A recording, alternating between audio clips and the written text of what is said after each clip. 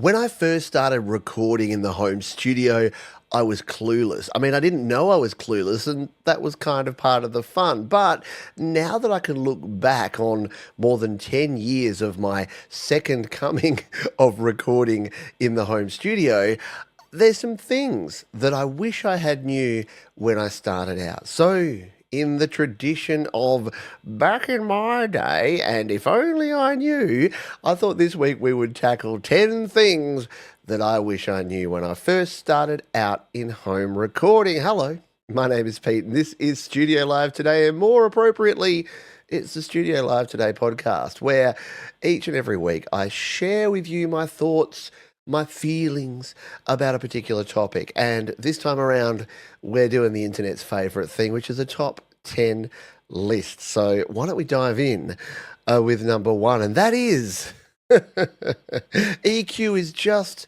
volume for frequencies. You remember when you were a kid and your uncle or your big brother or someone had that stereo that had the 10 band EQ, and they were sitting there meticulously carving out. They go, "Oh, you haven't heard Elton John until you've heard him with these EQ settings." And you're like, "Okay." And then you listen to it and you're like, "Huh, slightly less bass." And that's all it is, because EQ, equalization, is just a volume dial for your frequencies. You know how everyone says, "Oh, I'm going to tweak my EQ settings and here's my EQ curve," and they use all fancy words when it comes to EQ. Well, at the end of the day, you're basically saying the bass, the mids, and the treble, which are just your low frequencies, the low bass sounds, your medium frequencies, your voices, your guitars, and your high frequencies, your tinkly tinklies, they're just going up and down in volume. And that's all EQ is. I know there's more to it than that. People are already racing into the comments down below to say, "Well, actually, John's EQ is not exactly as simple as that. There's some subtleties that you need to understand, see?" And sure. But when I was starting out, I honestly thought that EQ, you know, those big mixing desks that have like all the dials? I didn't realize that half of them were just EQ. And the vast majority of the time, if you record it right and if you get your mic placement right, you don't really need to touch any of them. And worse than that, if you're recording in the virtual environment, you're recording virtual drums, virtual bass, virtual guitar, all of that's already been EQ'd for you. There's not really much left for you to have to do. So I wish I knew when I was starting out that EQ is just a volume knob for your frequencies. Number two, I wish I knew the difference between balanced and unbalanced cables. Look, I don't know that I'm an actual expert in cabling these days either. There's speaker cables, there's guitar cables, there's instrument cables, there's microphone cables, there's cable cables. There's a lot going on in the world of cables. But the one thing I have worked out over time is that it doesn't really matter. As long as you've got the right cable for you. And it's as simple as this. If you're using a microphone, use an XLR cable. That's the little smiley face. No, it's more like an open mouth face thing. The one with the three little pins, right? That's a balanced cable. Why? Because it sends two copies of the signal and the ground. The same with your TRS cable. That's another type of balanced cable. And TRS simply stands for tip, ring, and sleeve. So they're those 1/4 inch or 3.5 mil or 1/8 inch connectors that have a tip, a ring, and a sleeve, the three little sections. Now, here's where the confusing part comes in. That you can also have a TRS cable that is stereo, because sometimes the tip, ring, and sleeve isn't two copies of the signal on the ground. Sometimes it's left and right and ground. And in that case, it's unbalanced. But for the vast majority of the things that you're going to do in the home studio, you just need to know that XLR cable for your microphone, that's a balanced cable. If you're using a guitar or some sort of analog type instrument, that's usually a TS cable, a 1/4 inch instrument cable. That's unbalanced. You don't want to use a balanced cable with your guitars. Just use a standard instrument cable. And then you've got the whole TRS, TRRS thing. And instead of spending the next 20 minutes explaining all the intricacies of all of those, I'm going to point you to a video, because I already did it. I did a complete breakdown of TS, TRS, TRRS. What is the difference? I've also tackled balanced versus unbalanced cables. So if you need to know all the details, you can check those out. I've even got a cable guide over on my website, which is studiolivetoday.com/cables. So if you need to know exactly what you need to buy for the home studio, check that one out. You can also go to my gear guide, studiolivetoday.com/gear, and you can get all of my gear recommendations. Those are affiliate web pages with affiliate links, meaning if you make a purchase, they break off a small chunk and send it to me. We good? We good. Number 3, digital audio is just ones and zeros. I know. I was surprised too. But people that come from the analog world remember that the quality of your tape deck, the quality of your reel to reel, whether you're using 1/4 inch or 1/8 inch or 1/2 inch tape, that all made a difference, didn't it? Yeah, if you were using little crappy compact cassettes in your Tascam 4-track, you weren't getting the sort of quality that someone with a big reel-to-reel recorder was getting, were you? Because they had higher quality. Now, the digital world is very, very different. The digital world doesn't care about the quality of the gear that you're recording it in. It cares about other things. It cares about a good performance, and it cares about high quality audio interface.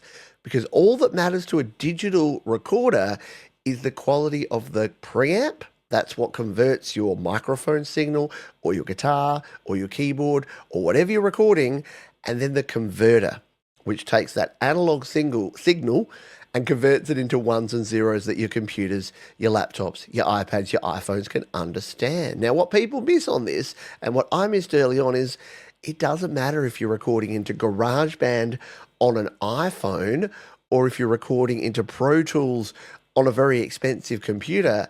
It's still ones and zeros. It's using the exact same preamp and converter and just turning it into a digital signal that's being captured by a digital device. Now, I know you're in the comments already. Well, actually, Johns, there's different things. There's plugins that you can use on the way in. Different software has different options and different apps and effects and things that you can add. I get it. I understand that. But I think fundamentally people miss the point that it's still ones and zeros. And you could take your recording that you put on your phone, and if it's 44.1 kilohertz, 24-bit recording, and then you stick it on your PC or your Mac, it's the same recording. It's exactly the same digital recording. So people that get hung up on the quality of device that they're capturing to probably need to go back to computer school. Do they have computer schools anymore? I'm not sure that they do. When I was a kid, we learnt about bits and bytes. We learnt about the binary code. Do you know how interesting it was to learn the different, those little 8 number chunks where every letter had 8 zeros and ones, and it's like 001001? Yeah, we learnt that. Represent. Where's my binary code fans at? Now, we talked about this before, but number 4, I'm going to go back to the well and talk about this again, because TS, TRS, TRRS cables are very confusing. And I wish I knew more about cables in general. And I've already talked to you about my cable guide, so you can go and learn more over there. But the bottom line is you kind of need to work out whether you've got a mono signal or a stereo signal coming in. And the vast majority of the time, you're going to want a mono signal. And the vast majority of time, if you've got a mono signal coming from a microphone or from some professional audio gear, you want a balanced cable as well. The time where you don't want balanced is the guitars. We talked about that before. Let's not rehash old things. But you do want to make sure that if you're recording, you're getting the mono or the stereo thing right. Now, a lot of people say to me, Pete, they say, when I record on my phone or my computer, and I record in a 2-channel interface, it puts it all on the left or all on the right. Well, that's probably because you're selecting the stereo input. And I know, I get it. Remember the old boom boxes? We would always put them onto stereo, right? You didn't put it on FM mono. Nah, you wanted to hear those latest and greatest hits in FM stereo. You wanted to hear Axl Rose and Slash and the other guys in Guns N' Roses playing in glorious stereo. You didn't want no mono. Well, the difference is when you're recording, you kind of want mono. You want things to be mono because you only got one voice. Your microphone's mono. Your guitar, with a few exceptions, is usually mono. Now, if you're coming out of a keyboard or if you're coming out of an amplifier that has stereo output, yeah, you want to select stereo. But the biggest mistake I see folks make is that they plug in their cables and they're thinking stereo in their head and they're not thinking mono. You can pan it. You can use your panning to pan things left, right, center, and make sure that your mix sounds cool. But when it's coming in, make sure that you're selecting mono instead of stereo. Number 5, compression actually turns things down. It doesn't turn things up. When I first started, I was like, I got to chuck a compressor on everything I record, every guitar, every microphone, every keyboard sound, every drum hit. Let's compress it. Let's crush it. Let's squash it. Why? Because I'd heard that compression was cool, and it's what all of the cool kids were doing. But here's the problem. A lot of your stuff's already fairly highly compressed. So you got to be very careful with this sort of stuff. And the other thing to remember is that while it feels like compression actually turns up the volume, it's not really doing that at all. Your compressor, which, by the way, let's take a step back. What's a compressor? If you're very new, like I wish I knew what a compressor was and what it did, not just that it's a magic dial you turn up and add to everything, but what does a compressor actually do? It levels out your performance, right? It makes sure that you're not getting those peaks and troughs. Now, that can be a good thing if you've got a little vocal performance that's going too up and down and you need to level it out. Yeah, you can do that because what it does is it pushes down the peaks and it pulls up the overall volume. So your threshold tells the compressor when it should compress, and then how much you turn it up, the gain that goes in afterwards, that tells it how much to actually turn it up. Now, there's things like attack and release, and look, outside of the scope of this particular podcast is what is compression. But guess what? I've got about 10 videos here. In fact, I'm going to invite you. I'm going to have a quick drink because it's a podcast and I've got a delicious drink. By the way, I was going to do this show outside. I've been doing my podcast walking around, but guess what? It is 43 degrees Celsius here today. And I think my phone, if I tried to walk around recording this, would have actually melted. Or at very least, shut down and said, no more recording for you, John. So we're here in the studio. Cheers. Let's have a drink. And talk compression. So yeah, compression is going to level out your performances. Now, why wouldn't you compress everything all the time? Because sometimes you want the variation. Sometimes you want things to have a little bit of dynamic range. If you put compression on everything, everything sounds like a muddy mess. And I did that early on more times than I care to admit. Why? Because I saw somewhere that some bloke said that you should put compression on every channel of every mix every time. Nah. When it needs it, you'll know. You'll be like, that vocal's just not cutting through the mix enough. Great, add compression. That guitar sounds like it's like the volume level is a little bit very... Great, throw compression on it. But if you've got a beautiful violin that is rising and swelling and falling away, guess what? You add a compressor to that, and it's like, yes, it plays that song they used to play in the Smurfs. So compression, learn about it. It's not that hard. And remember, if you don't think it, if you listen to it and you don't think it needs compression, it probably doesn't. You don't need to add it. You don't need to add everything to everything, right? Number 6, I wish I had learned not to compete with more experienced people. Really. When you're starting out in music, or even when you're a novice or an amateur, or even someone that considers themselves semi-professional, hey, if you use my friends at DistroKid and you've released your music and you get paid a single dollar in royalty, guess what? You're a professional musician. But no matter at what point you are on your music creation journey, please, for the love of your deity of choice, don't compare yourself to folks that have been doing it for a really long time. It's the quickest way to feel really bad about what you're doing, and you shouldn't judge yourself based on what other people are doing. They may be creating different music in different genres, using different tools. They've got different levels of experiences. And guess what?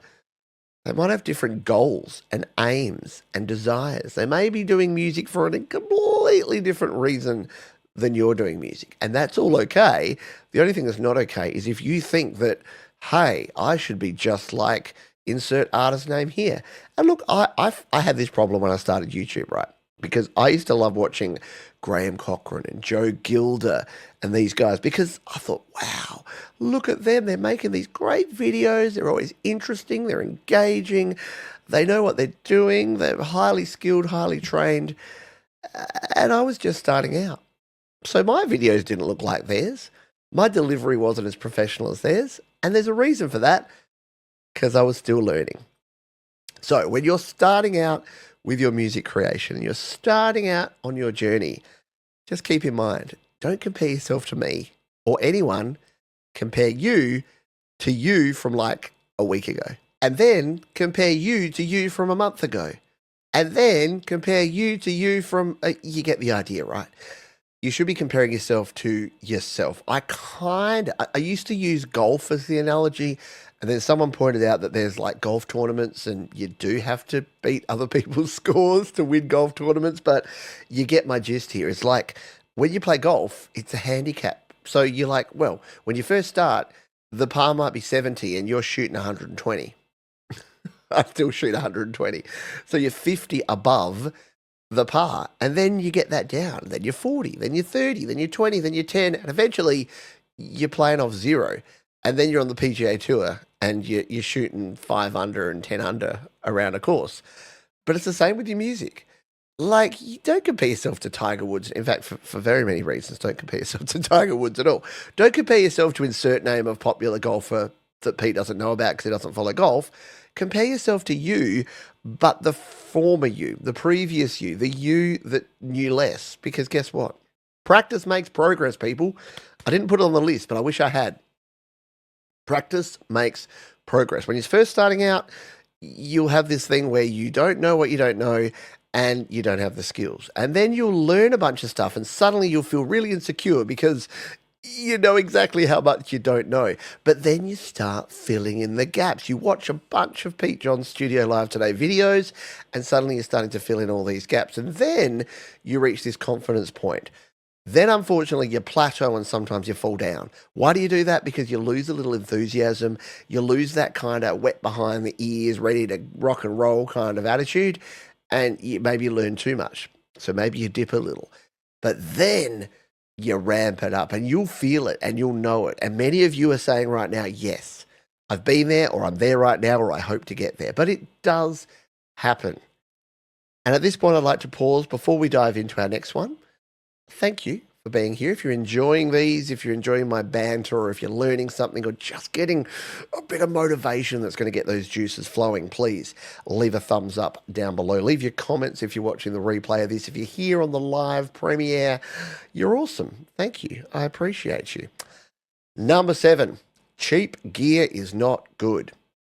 But Johns, you may say, you tell us you don't have to spend a lot of money to make good music. You're right, I do. But I also tell you, don't buy the $27 microphone kit from Amazon that has everything you'll ever need. You get a cable, you get a mic, you get a mic stand, you get a pop. No. Why? Because that is the cheapest of the cheap, and you will get exactly what you pay for, my friend. Now, does that mean you should not start making music if you don't have enough money to buy the gear? No, but guess what? You've probably got a smartphone in your pocket, and you've probably got a pair of headphones. They're going to give you just as good a quality as that $27 microphone kit. So until you can save up a little coin, and here's the thing, here's the good news. I'm not saying it has to be expensive. I'm just saying don't buy the absolute dirt cheapest stuff. If it's from Temu or Shein, and I'm very sorry, Temu and Shein, if you'd like to sponsor the channel, you're probably not watching, so let's not even have that conversation. Then it's not going to be good quality. And the same with Amazon. Look, there's nothing wrong with buying from Amazon. Amazon's actually very good, has great return policies. I'd be a mega hypocrite if I said don't buy from Amazon. But you can buy good quality stuff for very affordable prices. I put a post on the internet, on the social media this week, because I thought it was funny that in our world, and don't worry, I'm not going to jump on the soapbox, but in a world where everyone's worried about the cost of living crisis and the price of eggs and all the rest, the Shure SM57 microphone is still $99. Did you know how much the Shure SM57 microphone cost in 2010? All right, I'll give you a couple of minutes. I'll give you some Jeopardy music. Do, do, do, do. No, that's enough. Copyright claims are coming. So it was $99. And guess how much it is in 2025? It's 99 bloody dollars, which is insane because that's one of the best quality microphones you can find. And the same with the SM58, and the same with the Audio Technica AT2020, and all the other microphones that I recommend over on my gear guide at studiolivetoday.com/gear. Make a purchase, and they'll break off a chunk and send it to me. All of the gear that you can get between $50 and $100 is chef's kiss. Or don't you hate it when people go mwah and then say the words chef kiss? Just not cool. But it's all there, and all of my recommendations are what I use, what I actually genuinely use in the home studio. And I don't use expensive gear. Look at this background. I've been using this one for like a year, and my green screen has holes in it. That's why I have to use a background that's got like so much going on, because otherwise you'd see the little pinpoint holes in my green screen. Anyway, so cheap gear, stay away from it. And again, don't hear what I'm not saying about this. I'm not saying that you have to spend a fortune. In fact, number 8, expensive gear is not necessary. So, you know how I just said don't buy a $27 microphone kit from Amazon? Also, don't buy a $400 Shure SM7B as your first microphone. You don't need it. You'd be better off buying an $80 AT2020 and a $100 Shure SM57 and spending half as much money and getting 2 good quality, versatile microphones that will give you 2 very different sounds that you can record your home studio recordings with. I see too many folks think that the magic bullet, the way to go from zero to hero overnight, is just to pour money into it. Let's use golf again. If you go out there and you use your granddad's golf clubs, you know, the old wooden ones that were kind of like all brittle and rusty, and you're playing golf with those, yeah, it's probably going to be a bit of a struggle town. If you go out and buy a $10,000 set of golf clubs and you're an absolute hack, guess what? You know what you are now? An absolute hack with some very overpriced golf clubs. And the same thing goes with your gear. If you're buying gear that is way above your level, you won't even know what to do with it. Sometimes, especially things like mixers and audio interfaces and computers and MIDI keyboards are a classic. So many people are like, "Oh, Johns, I bought the M Audio Code series. It was $1,000. It's got 88 keys and more knobs and dials than I know what to do with." And I'm like, "Great. Are you making any music with it?" And they're like, "No, I'm only on page 17 of the manual. Got no idea how to use it." I'm like, okay. Or maybe you could have gone and bought what I recommend, which is the $120 M Audio Key Station 49 key keyboard, which just has keys and a pitch bend wheel and modulation. And you can hook up a sustain pedal and you can play the freaking keyboard. I'm not saying that you shouldn't aspire to have good stuff. I know people that legitimately like the stuff that's expensive because it looks cool and shiny and they like looking at it on their desks. I get it. I'm not all practicality. I mean, I'm 98% practicality, but I get it.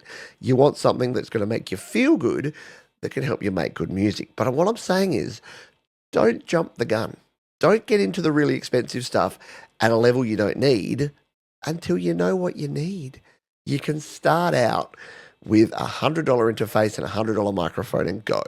You can even go down to $50 and $50. Again, $27 and a $30 interface, I would avoid. Again, air conditioner is on, but it's 43 degrees, people. You might be thinking right now, this bloke needs less caffeine, not more. Anyway, we're on the homeward stretch. Number 9. I wish when I was first starting out that I knew that you don't have to write the whole song immediately. The amount of times I sat down to do recording in the home studio, and I'm like, okay, let's get started here. And I've got a bit of a hook. I've got an idea.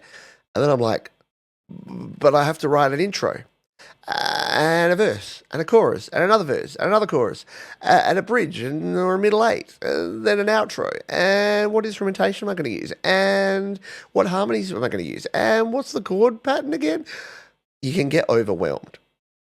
Here's the thing. You don't have to do it all at once. When you're starting out, you can go, Let's record 8 bars. The thing I like to say with this is, what's the minimum amount I can do today that will push the project forward? Now, whether the project is you're recording a song or an EP or an album or whatever it is in life, chunking it down, going with the smallest bit you can do.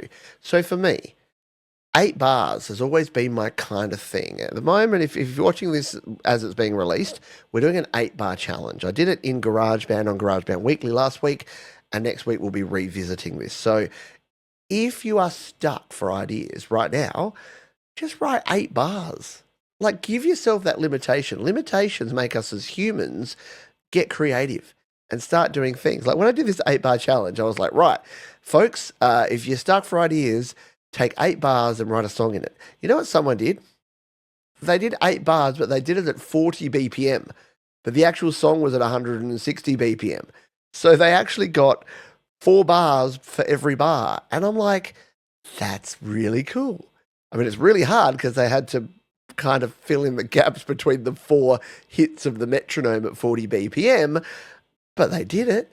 And they got to produce a song that was like a minute and a half that was technically in 8 bars, which I thought was just super cool. The other thing is, like, sometimes all the time you have and all the energy you have is just to grab your phone, grab your notes app, and write some notes. Just do a brain dump, whatever's in your head. When you're out walking, when you're waiting in line at the vet, wherever you are, just be capturing stuff. You can capture voice ideas. You got voice memos on these phones these days. You can capture text ideas. You can take photos of things that you think are going to inspire you to do other things. You can capture clips of YouTube videos where you're watching something and it gives you some inspiration. We're very blessed that we always have a digital device with us. Or guess what? A notebook. For the longest time, I used those little tiny, were they A6 or A7? I think they're A7. The little handheld ones that you just go flip, and you're like a reporter. You're like, yeah, the dame was smoking Charleston cigarettes, see? And then you're just writing down stuff. So even if you've got a little notebook, just take some notes and work towards your next song. So you don't have to boil the ocean. You don't have to do everything at once. You don't have to have a song finished all at once. You can take a little bit of time and actually get it done. So you don't have to write a whole song. You can start with a little bit. And drum roll, please. The number 10 thing that I wish I knew. And this is more of a public service announcement, to be really honest, because I've never done this. Well, no, I did sort of do this. And that is when you get frustrated with music creation, when you've shared some music online and that one troll that's just always giving you grief comes in and says, "You suck, I've got 43 years of recording experience and I know for a fact that you suck." And you're feeling like, right, I'm throwing in the towel. I'm giving up. This is not worth it. I feel worse now. After I've completed this song, I thought it was cool. I shared it. Someone gave me some feedback. And now I'm going to quit music. I'm out. I'm done. Can I please ask you to just reconsider and realize, you know how we were talking boomboxes before, the ones with the 10 EQ bands, they have a stop button, right? They also have a pause button. And I would like you to consider that if you are frustrated by recording music, if you're feeling down, if you're feeling like it's not coming together for you, if you're feeling like your music's not good enough, if you're feeling like all the rest of us have at some point in time, that music is just not for you, will you do me this one favor? Will you hit pause? Will you please just hit pause? Leave the tape in and hit pause. Because if you hit stop, eject the tape, pull out the reels and throw it across the room until it explodes against the wall, there's no point doing that. I've seen people who have removed their entire catalogue of music from DistroKid, who have completely closed and shut down and deleted their YouTube channel. And I thought at the time, this seems too drastic. This seems like something you'll regret. You know what? You can change your mind. And guess what? If you hit pause and you come back a week, a month, 3 months, a year later, and you're like, hey, my life is so much better now that I'm not creating music, delete it all. Burn it to the ground. Do the Homer Simpson thing and drive your golf cart and throw your match over your shoulder and burn the bridges on your way out. but give it a chance, especially if it's on the back of too many people, on the back of a little bit of like negative feedback or criticism, usually from someone who you look at their page and you're like, they're not creating music. Why are you taking the advice of this clown? They're clearly just trying to get you riled up. And again, too many people are not creating music right now, have quit their home recording because of what a stranger on the internet said. And again, I implore you, don't hit stop, hit pause. Speaking of hitting pause, we have to pause things for another week because that's the end of this week's Studio Live Today podcast. Once again, I want to say a big thank you. Thank you for hanging out with me. Thank you for listening to me. I know these aren't everyone's bag, but that's cool. I'm not going to stop because of what someone might say about this, because I know some of you, yes, you, are getting value out of this. Whether you've just gone, didn't think about it that way, or never thought about EQ that way, or I was about to buy a Shure SM7B and maybe now I'll save $300 and buy a cheaper microphone. Then I know you're getting something out of it. Some of you are, many of you are. Thank you for being here. If you did have some fun, hit the thumbs up because the sun's up. If you would like to leave a comment, you can do so down below. Don't forget, you can jump on over to studiolivetoday.com. There you'll find out about my Patreon, the membership to the channel here. You can make a donation. You can join the mailing list. You can check out the gear guide. I've run out of fingers, but there's a whole lot more you can find over there. studiolivetoday.com. Do you like my shirt? I do. Thanks for being here. As we say at the end of each and every show we do around here, please be kind to yourself this week. Be kind to others. Keep creating. And I'll see you next time here on the Studio Live Today podcast.